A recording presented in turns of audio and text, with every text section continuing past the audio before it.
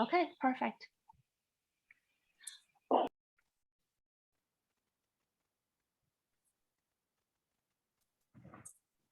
Good morning, everyone.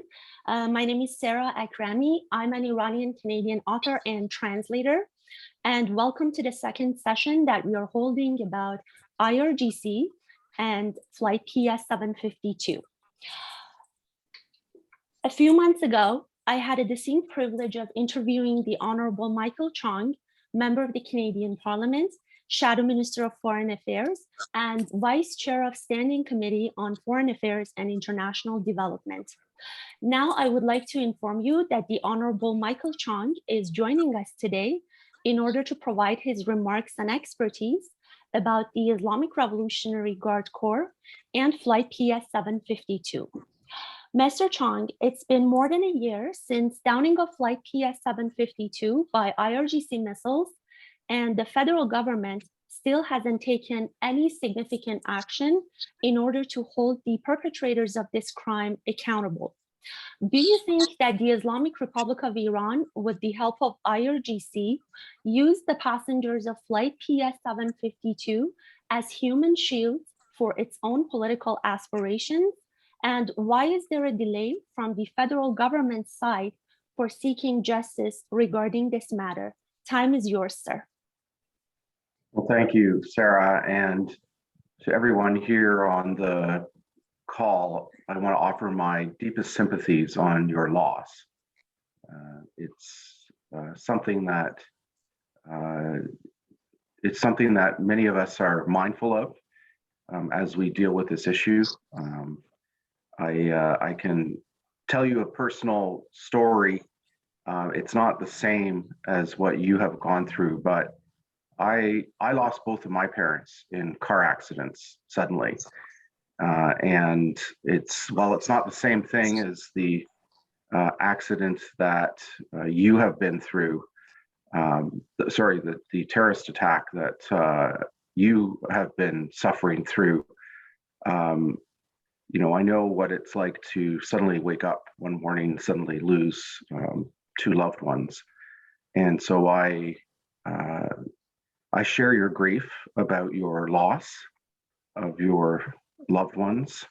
It's a very difficult thing, particularly when it's so far away from where we are here in Canada, and when there isn't a open, transparent investigation, and there isn't accountability for the perpetrators of this crime. And so we are very mindful of that as we handle this issue and seek justice for you and your loved ones. Our view is that the Iranian regime is a threat to Canadians, and it is violating international law and human rights. There's a broader pattern at play here. Our view is that the government has been naive in its approach to the Iranian regime. They initially wanted to talk about re-engaging with Iran in a constructive way. And now I think they realize that is not going to happen, that the regime there is not interested in constructive engagement, and that it's not interested in seeking justice for the victims of Ukrainian flight PS752. We think that the IRGC should be listed as a terrorist entity. The government has refused to do so up to this point. Our view is that there's good grounds to list the entire organization as a terrorist entity, and that has yet to happen. That has yet to happen despite the fact that 3 years ago, Parliament adopted a motion calling on the government to do exactly that. And members of the government itself, the Prime Minister and the Cabinet, voted for that motion, and yet they failed to put it into action. And even yesterday, the minister in front of committee indicated that he was not willing to do that. We also think that the government should be placing Magnitsky sanctions on individual Iranian government officials who are responsible for these gross violations of human rights. I think of Ms. Satudi, for example, who is a human rights lawyer who has been incarcerated. I think of so many other, I think of national champion wrestlers who were just summarily executed. I think about so many other people who are voiceless and who have been persecuted or even put to death for simply living their lives and standing up for the things that we take for granted. So that's our perspective on Iran. We think that the Iranian people are our friends. The Iranian people have been suffering through this very punitive regime for so many decades. We saw the uprising in recent years where there was some hope that things would change, but unfortunately it hasn't. And we as a world community have to give support and hope to the people who are suffering through this regime. Thank you, Sara. Thank you so much, Mr. Chong. Now it is time for two family members of Flight PS 752 victims to share their concerns and questions with the Honorable Michael Chong. Each of you have 5 minutes. Mr. Gorji, time is yours, sir.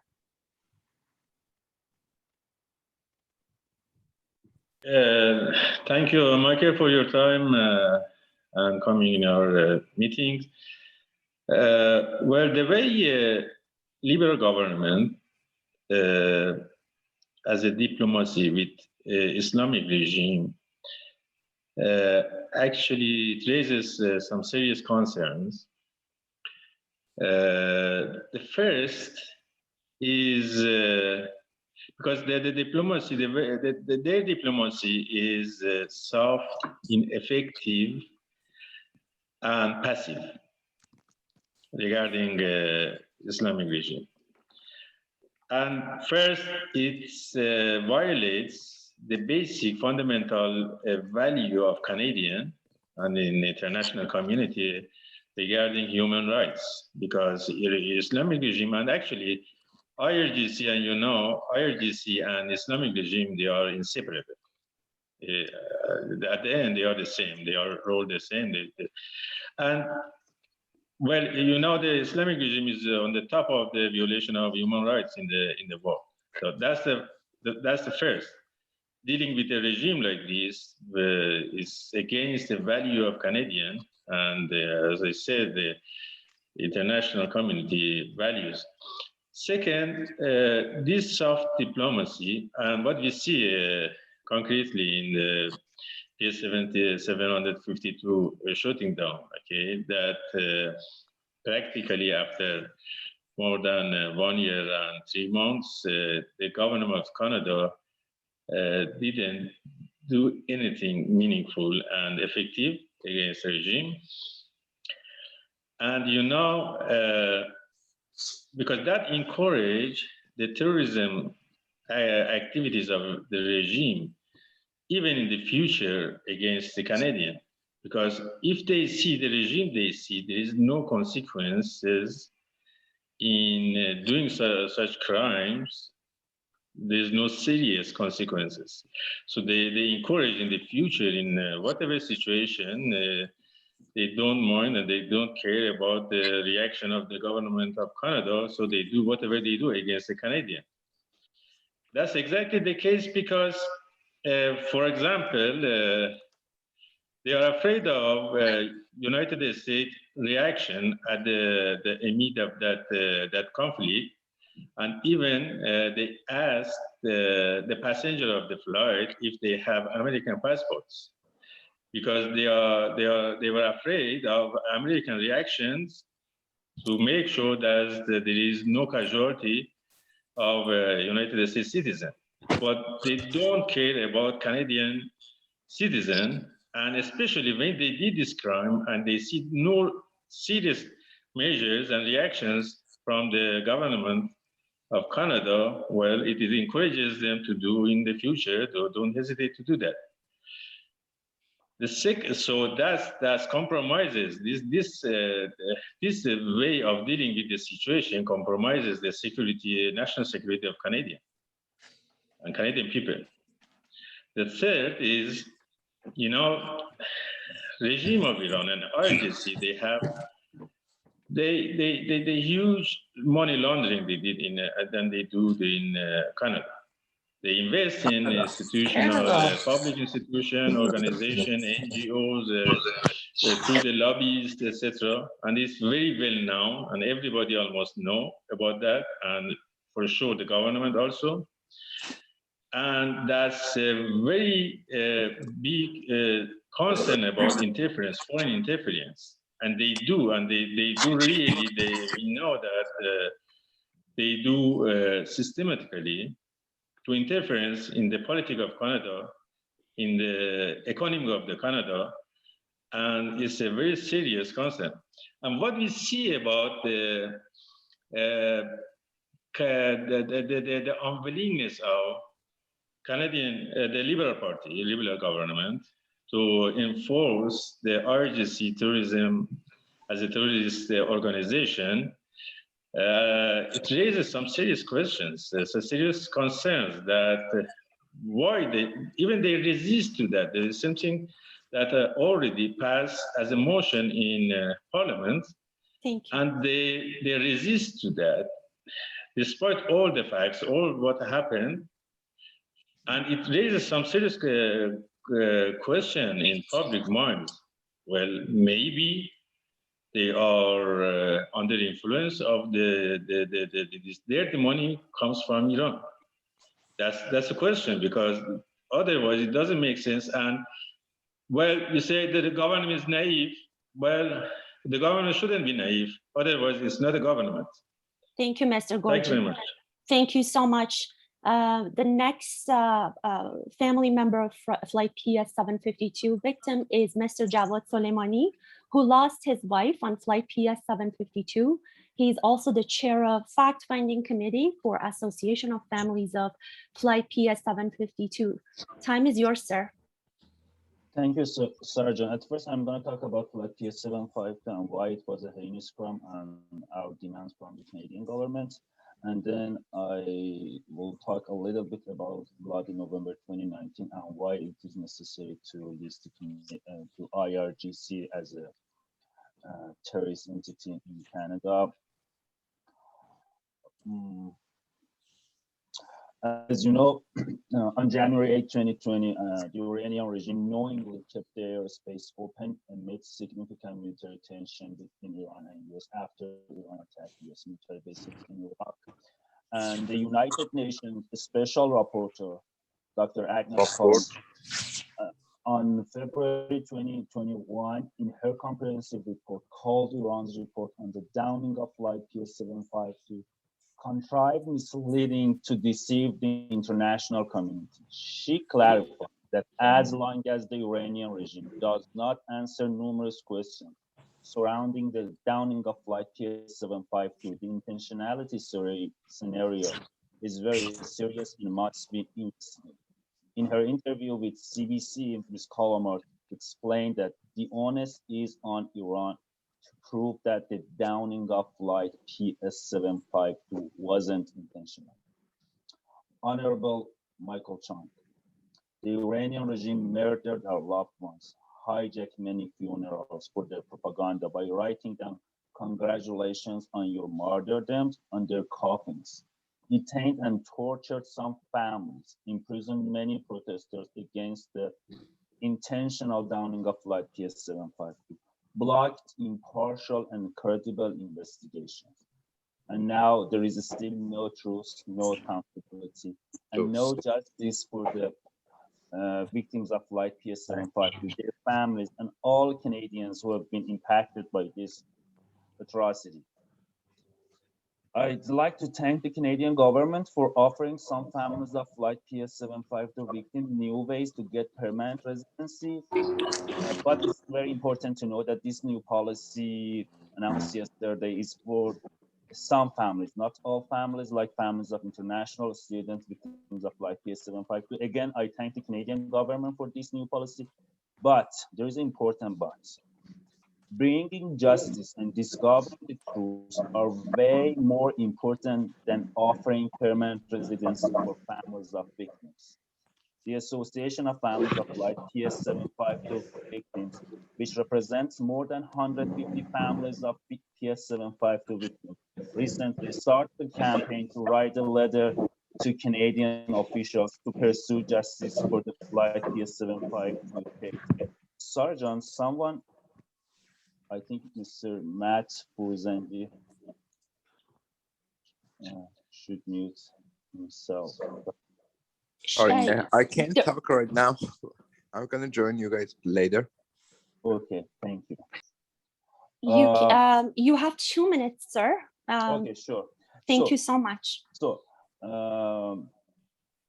our demands from the Canadian government are very clear. Formation of joint investigation team with all affected countries, imposing Magnitsky Act's sanction on key members of the regime, and taking the case to International Court of Justice and listing the IRGC as a terrorist organization in Canada. It's not just about Flight PS752. For instance, in November 2019, Iranian regime killed more than 100,000 protesters in the streets, and now their families are under pressure. And there are actually several new research by independent research like Mr. Ammar Maliki that even the number of murdered person is more around I think 8,000, and human rights organizations like Amnesty International should actually consider these new research and reevaluate their statistics about the number of individuals killed by the regime in bloody November 2019. Thank you. Yeah, so I think the IRGC, in a nutshell, the IRGC is the repressive arm of the regime. It's the entity responsible for many murders and heinous crimes and the continuous violence in and outside Iran. To list this entity as a terrorist organization is the smallest step towards justice for those whose lives have been and continue to be violated by this brutal force of repression. Thank you. Thank you so much. We are going to hear a follow-up from the Honorable Michael Chong, and we will thank him for his presence here today. Time is yours, Your Honor. Well, thank you, Sara, and thank you for your interventions and for your advice. We share your concerns. We've been long calling for the government of Canada to list the IRGC as a terrorist organization, which would put additional pressure on the regime and make it clear that their actions are unacceptable. We also believe that Magnitsky sanctions should be applied against individuals that have committed gross human rights violations. We think that the government more generally needs to introduce tougher legislation, regulation, and enforcement of money laundering rules, anti-money laundering rules here in Canada. Ali, I think, was talking about this.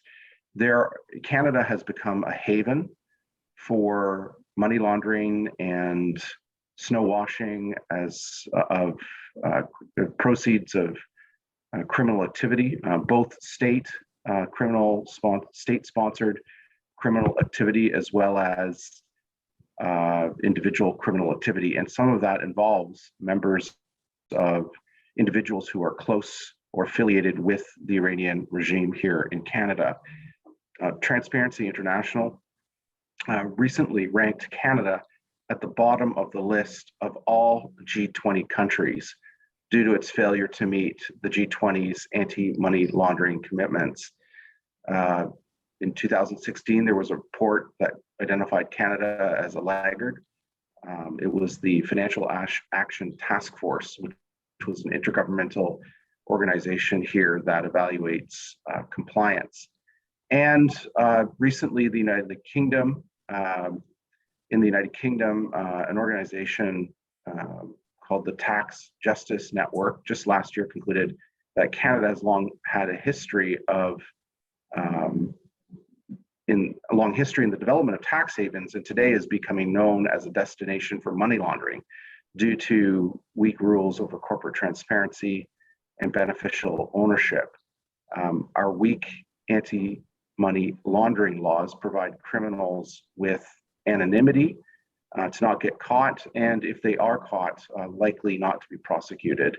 The State Department of the United States has identified Canada as being weak in enforcing anti-money laundering rules. And I mention all of this because we know that sanctions are effective. We know that sanctions can take some time to have their full impact, but we do know that they will not work if countries like Canada are the leaky sieve that allow illicit proceeds of crime to flow through into the global financial system. And so I think Ali raised the point. I think it's a very good one, that we have to get serious about cracking down on money laundering and get serious about prosecuting those who would try to use Canada as a conduit through which they would park their illegal proceeds of the crimes that they have been committing. So we are also very much of the view that needs to be a priority for the government. Unfortunately, other than announcing money to tackle this issue, there's been no action on this for the last 6 years. And so that's something we are very much committed to, because we have to uphold human rights, but also ensure the integrity of our financial system here in Canada. And so I appreciate all the advice that you have given me today. Rest assured, we will continue to fight for you. Javed, I think you mentioned the announcement of the government yesterday. We applaud that. We think it's a good step in the right direction, but we also think that more needs to be done. And in particular, we need to seek justice for the victims, justice for the loved ones that you lost just over a year ago. And so I'll close by saying, once again, my deepest sympathies on your loss. It's something that you never get over, but it's also something that becomes easier with each passing day, and the memories you have of your loved ones will stay with you forever. I know that. I think about my parents often, and there is always a deep sorrow that I never had the chance to say goodbye to them. But I think of them fondly, and in time, the wound that I felt when I lost my parents in car accidents has lessened, and my memories of them have grown fonder. And so I know it's easy for me to say that because it happened so long ago, but I truly hope that as the months and years go by, that you will see that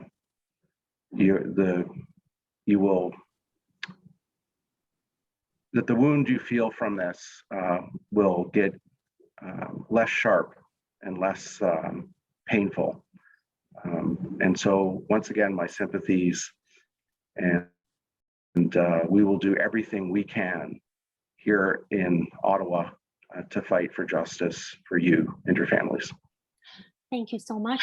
The Honorable Michael Chong, Member of the Canadian Parliament, Shadow Minister of Foreign Affairs, and Vice Chair of Standing Committee on Foreign Affairs and International Development. We appreciate your presence today, and thank you so much for all your efforts on behalf of my community. Sara, may I say something? Sure, go ahead. It's just the Honorable Michael Chong has to catch a flight. Okay, so very quick. Thank you, sir. I'm so sorry for the loss of your parents and accidents. when we are talking about bringing justice for Flight PS752, it's not just about families of victims, or it's not just about those innocent. It's about all of us. As long as we have a government like the Iranian regime, murdering people, innocent people over international airport, the world is not a safe place for all of us.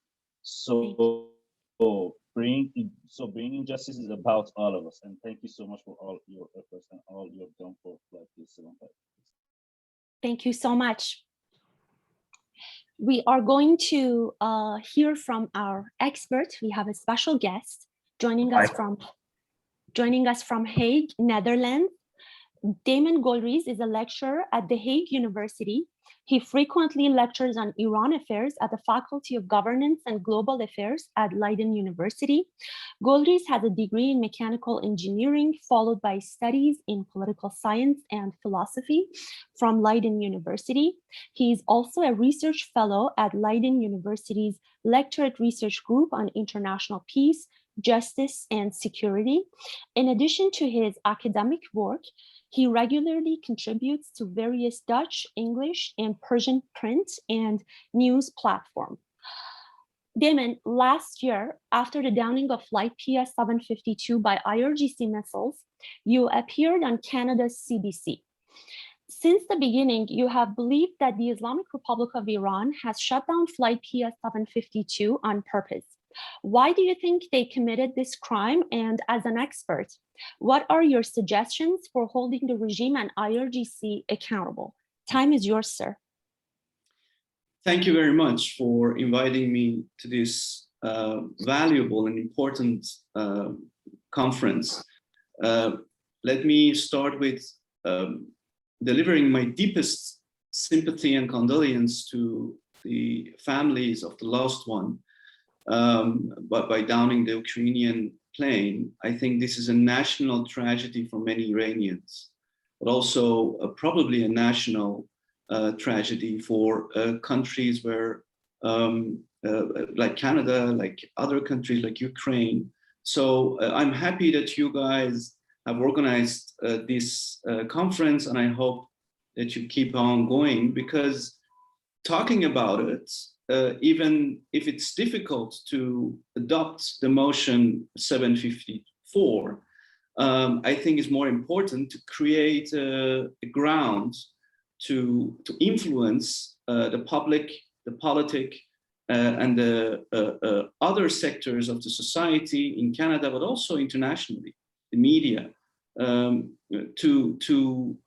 not to forget what happened to those people who died in the Ukrainian crash caused by the IRGC. So to get back to your question, I had this feeling that this such an action cannot be in the beginning, cannot be something by human error. And it was very interesting for me to, 4 months ago, I saw this interview by the Canadian Foreign Minister with CBC, in which he was asked whether he believes that the downing of the Ukrainian plane by IRGC missiles was caused by human error. And he said, no, I don't believe that. As you probably know, because I saw it on your on different website, also on your social media. So that's an important one. That means that not only Ukraine officials, but also the Canadian do not believe that it was caused by human error. So what would be the rationale of the Iranian Republic, Islamic Republic, the IRGC, to shut down the Ukrainian plane by purpose? That's the question I would like to address briefly, and maybe we can discuss it if there's time. So if you look at the sequences of the events before and after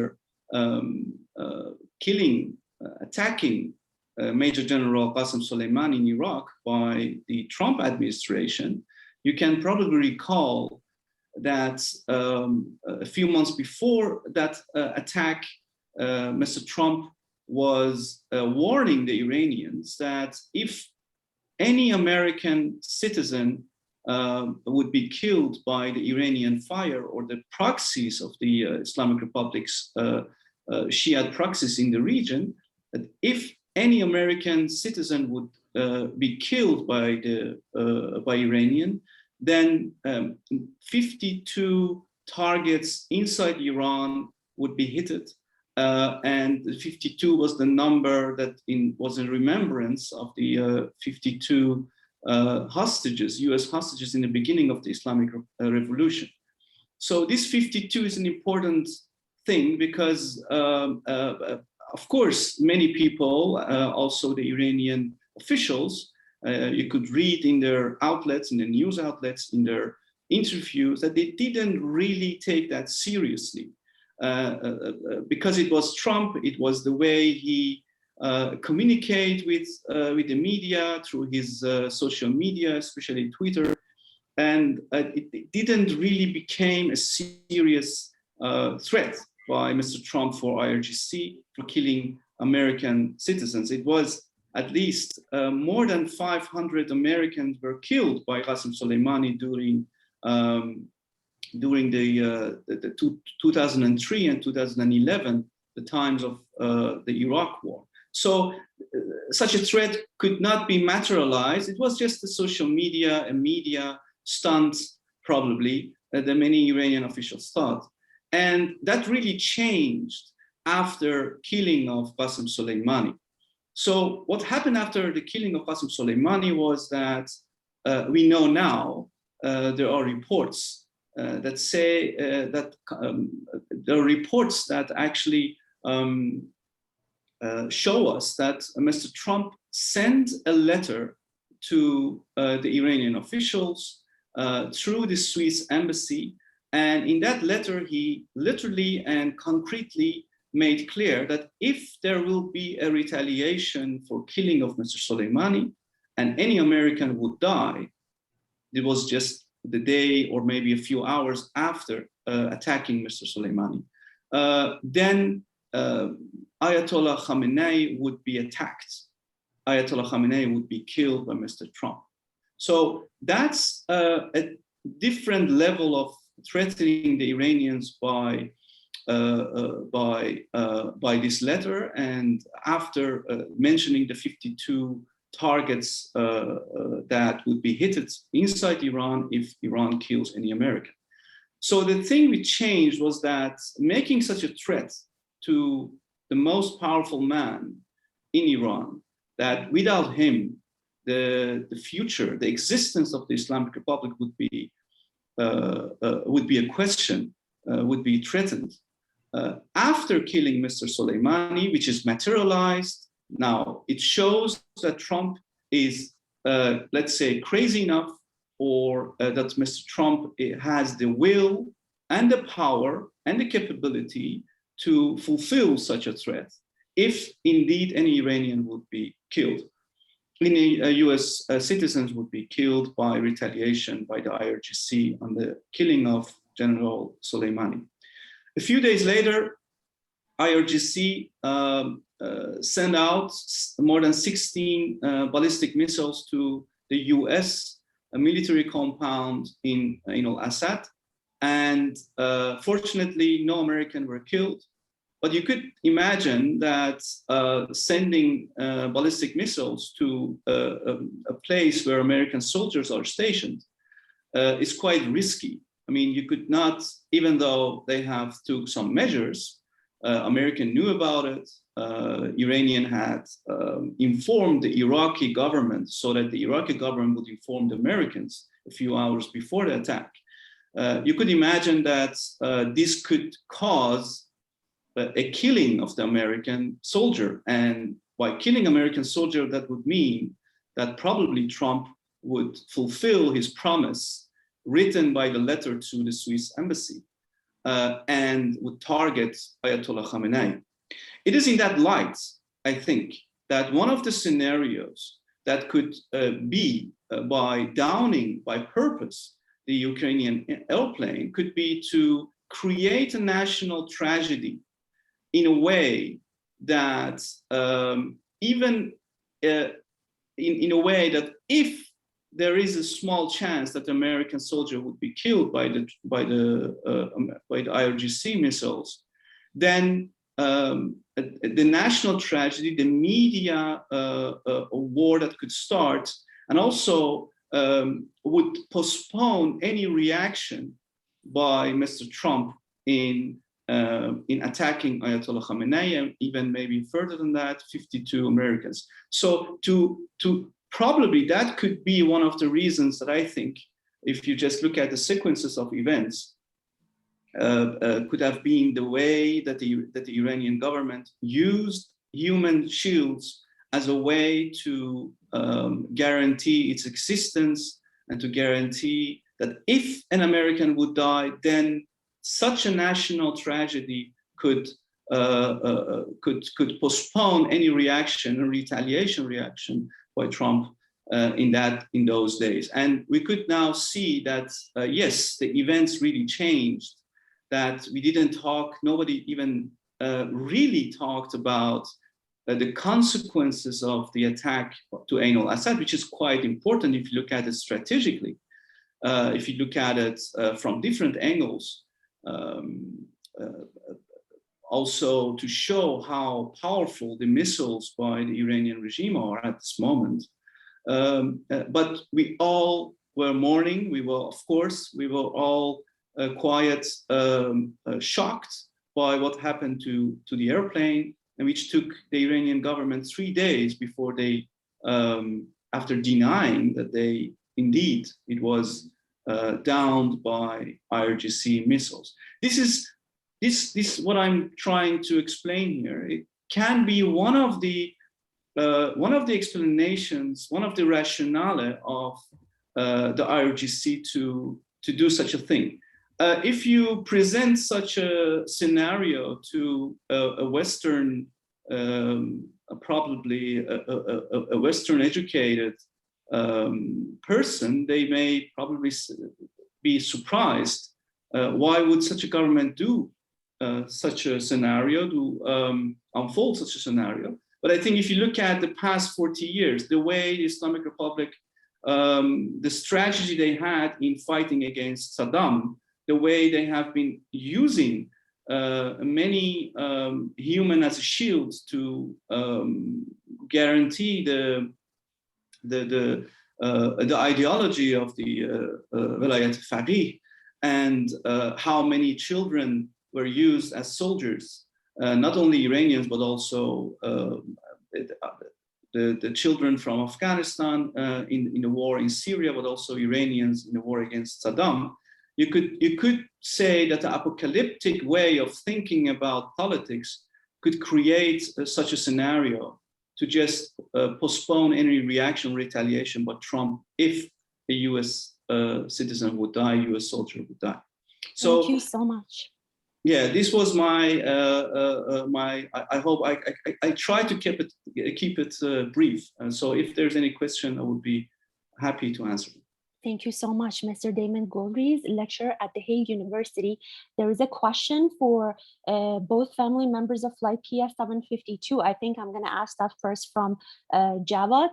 The question is, hypothetically, if the federal government of Canada does not take any considerable action regarding flight PS 752, what is the next step for families of the victims? Thank you. Javad, it's actually for Javad. Oh yeah, it's for Javad. Oh, I'm sorry. Okay, you can go first, Mr. Golriz, if you'd like. Oh, I'm sorry. I didn't know it wasn't my question, but I will keep it very brief. Yep. There is this interesting story about Henry Ford, who is the founder of the Ford Motor Company, the cars, as you know. And they asked him, how do you solve complex grade problems, technical problems? And he answered by, you have to break it down, differentiate it in small questions, in short, brief, concrete, small questions, and answer those questions, and the big question will be solved integrally. I think that's the way to move forward. I think talking about, as we are doing now, to create a narrative, to make it a thing and to make it a way to discuss from different angles in the upcoming years is the way the politics in the Western countries like Canada work.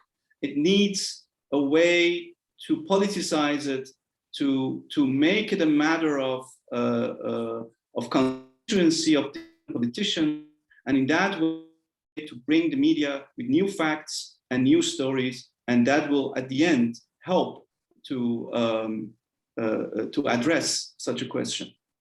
Thank you so much. Java, time is yours. Thank you. That's a good question and a strategic question. Over the past 16 months, we have been in full cooperation with the Canadian government at different levels, different issues.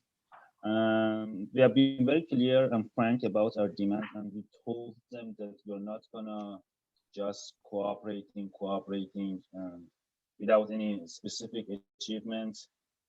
I think we can judge Canadian government after the Canadian forensic team report coming in the next few weeks. After that report, the Canadian government is going to take some action based on the report, and then we can judge to see exactly where is the Canadian government, whether they are in the right side of the history or not. Over the past 16 months, we have been pushing the Canadian government, and I think we had some achievement. For instance, at first they were just saying that, okay, we're going to get good compensation for families of victims, compensation. And we told them it's a little bit offending. And now, as you know, they are more talking about actually bringing justice and discovering the truth. They formed a forensic team, Canadian forensic team for independent investigation. They appointed Mr. Goodell, the special advisor of Prime Minister on this case, which was a great step toward discovering the truth and bringing justice, but it wasn't enough. They should have done more. We keep pushing the Canadian government, like this campaign we recently started at the Association of Families of Life Cases by Victims. I think it was very great because all Canadians, all people all around the world now can actually send a letter to Canadian officials to pursue justice and discover truth for families of victims. It doesn't matter where they live. And our demands are very clear from the Canadian government. And in our reply to, in our statement to about the Iran's final report, we clearly told the Canadian government, please do the negotiation in less than 3 months. We're not going to wait forever for you to do something for this case. Thank you. Mr. Gorji, what do you think, hypothetically, if the federal government of Canada does not take any considerable action regarding Flight PS 752, what is the next step for families of the victims?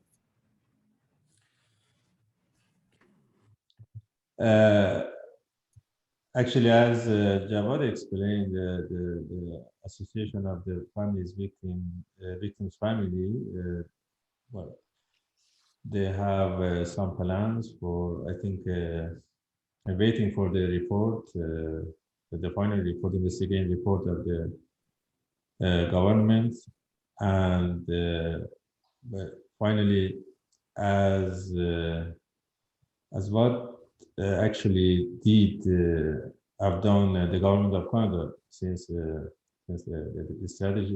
tragedy. If they do ineffective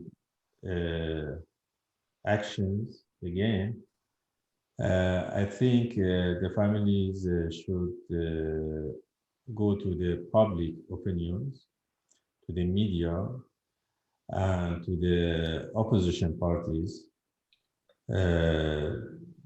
to take the serious measures against the actual government of Canada, or even they express their concerns, and through the election, the upcoming elections in November, October or November. So because the government of Canada, Liberal government of Canada, it was so effective, so ineffective actually, that cannot handle the situation. So it seems they are not qualified to be in power as a government. So that's my point. Thank you so much. Damon, there is a question from you. How did designation of IRGC as a listed terrorist entity by previous US administration affect the activities of this organization, especially in the Middle East region? Very good question. Very good question indeed.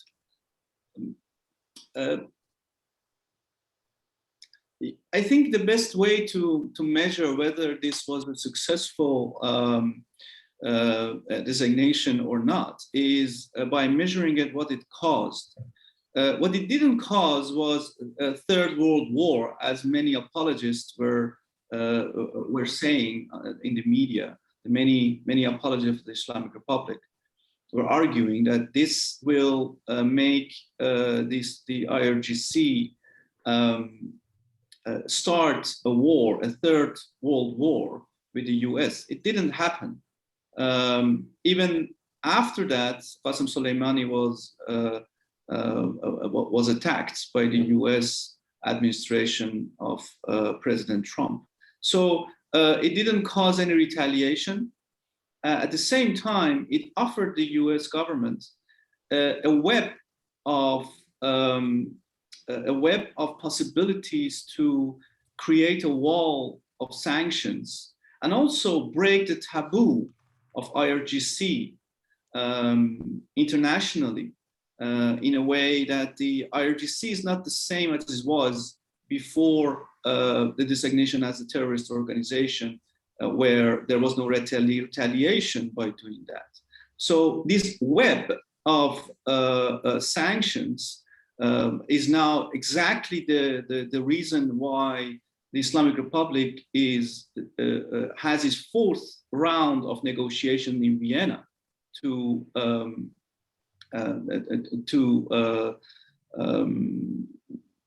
basically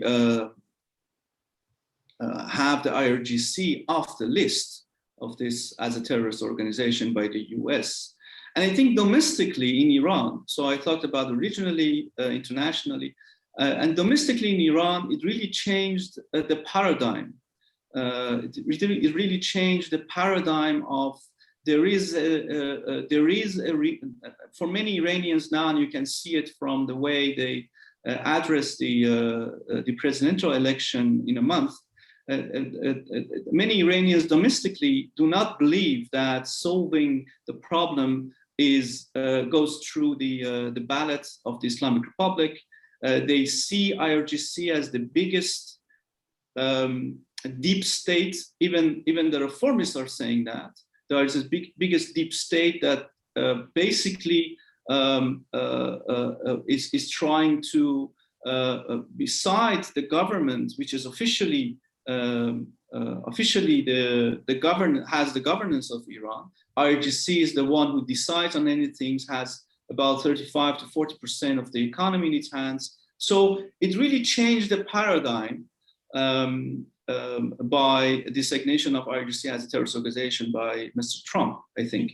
But it's difficult also, if I may make that last comment, I think we have to understand, I think you have to understand that it's difficult for Canada, with so many Iranians related and somehow connected with the Islamic Republic, to prove such a motion. So that's why I mentioned the phrase about Henry Ford, by breaking it down and try to address small questions and small matters, and that at the end, having IRGC in the box by Canadian government could be easier.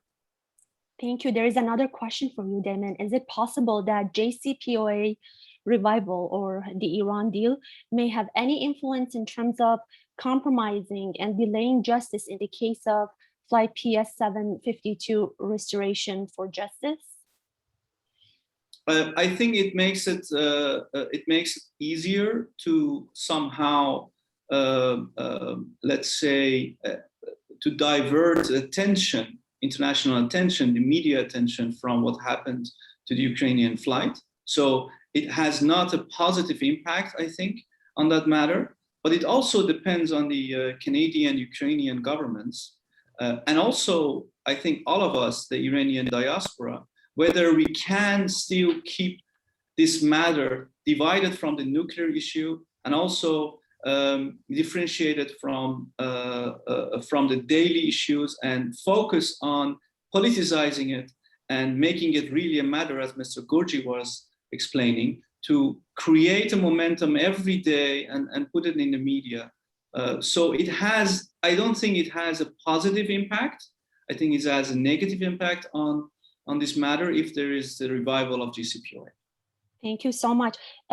Java, there is they're asking you, could you please explain the plan that Minister Mendicino mentioned yesterday and approved yesterday regarding granting permanent residency for families of Flight PS 752 victims? They want to know more about it. Could you explain that, please? Sure, as I said in my speech, we thank the Canadian government for offering new ways for some families of victims to get permanent residency, but it's important to know that it's not for all families of victims. It's only for families of Canadian and permanent resident victims of Flight PS 752. And it's we really appreciate that, because, you know, many families in Iran are under pressure by the Iranian regime. For instance, over the past months, the Iranian regime tried to convince families of victims to get compensation, to close the case with just compensation, or forcing some families of victims to register a complaint in domestic courts in Iran to just close the case in Iran without any international court. So it's very important, it's very helpful for seeking justice, but as I said earlier, it's not enough.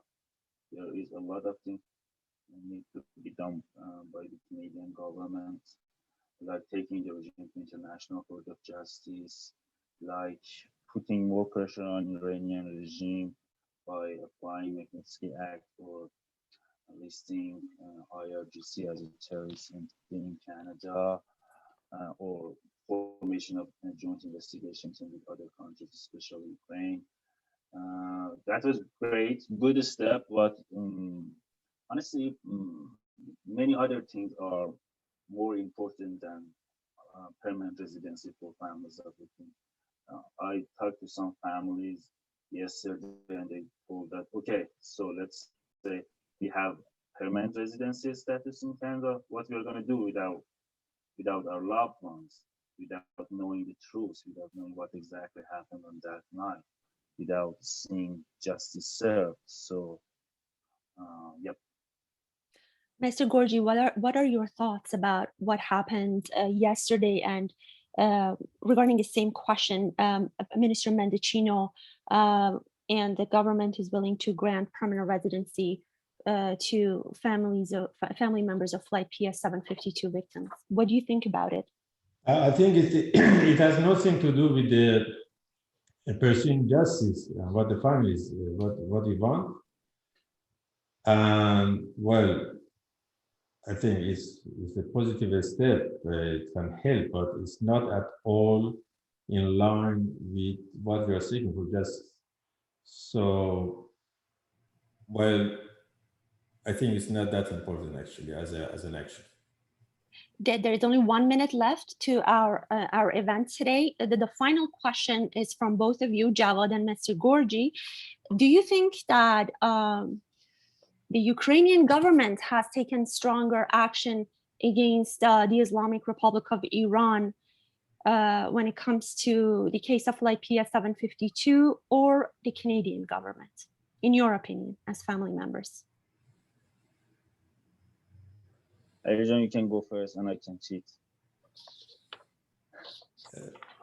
I can go first. Okay, no problem.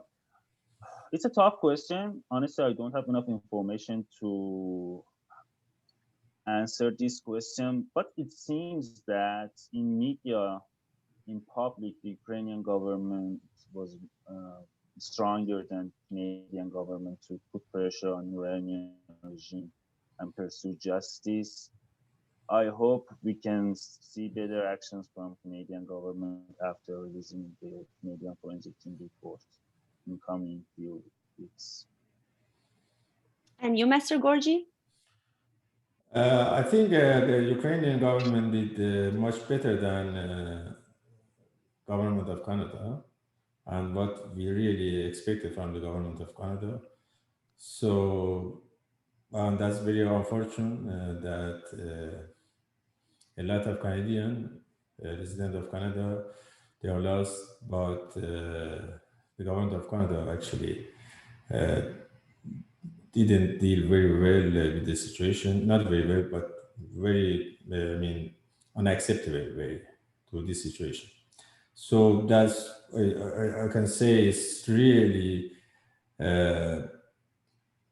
we are disappointed with what the government of Canada does. They have done some superficial things, not the real actions, what they needed really to, because after 15 months, there's no court, nothing, no action going to court, anything in the horizon. So that's unfortunate from the government of Canada. They didn't take responsibility and doing enough things for pursuing justice. Thank you so much. Mr. Damon Golriz, lecturer at the Hague University, who joined us from the Hague, Netherlands, Mr. Ali Gorji-Pouneh Gorji's uncle, and Mr. Javad Soleimani, who lost his wife Elnaz Nabi on flight PS 752. We also want to thank the Office of the Honorable Michael Chong for being creating this opportunity that he could be present here. Also, we wanted to thank all of our non-Persian speaking audience as well. So we will have we will have 2 more programs for this month, Friday, May 21st and Friday, May 28th. We will send you all the information for future events as well. Thank you so much. خیلی ممنونم از همگی شما عزیزان. Thank you, Sergeant. Thank you. Thank you. Thank you very much. Thank you. مرسی دامون جان. روزتون خوش. Thank you. Bye-bye.